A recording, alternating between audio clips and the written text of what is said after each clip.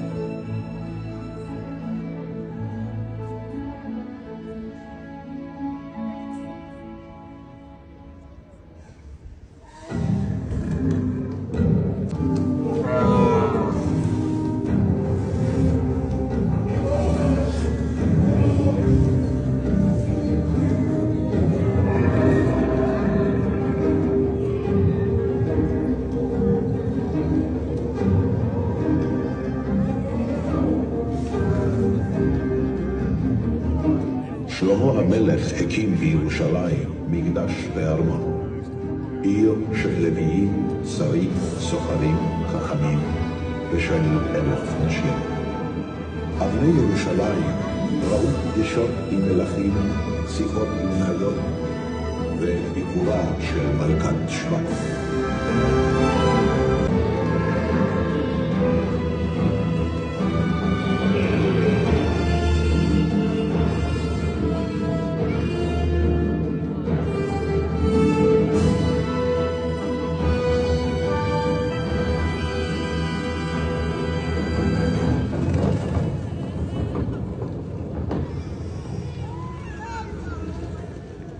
מעל חומות האבן של ירושלים נשא ישעיהו הנביא את המילים שלא תשכחנה לעולם. לא יישא גוי אל גוי חרב ולא ילמדו עוד מלחמה. אבל חזון השלום של ישעיהו נדחה לאחרית הימים. בשנת 586 לפני הספירה החריב נבוכדנצר מלך בבל את ירושלים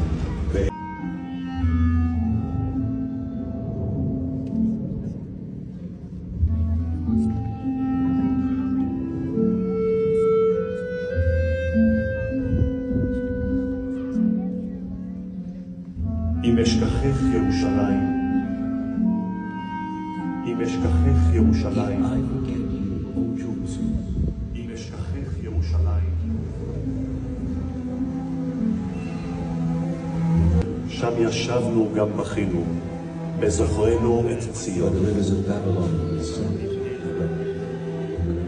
על ערבים בתוכה תלינו כינורותינו, כי שם שאלונו שובנו דברי שיר וכל עלינו שמחה. אם אשכחך ירושלים, תשכח ימיני.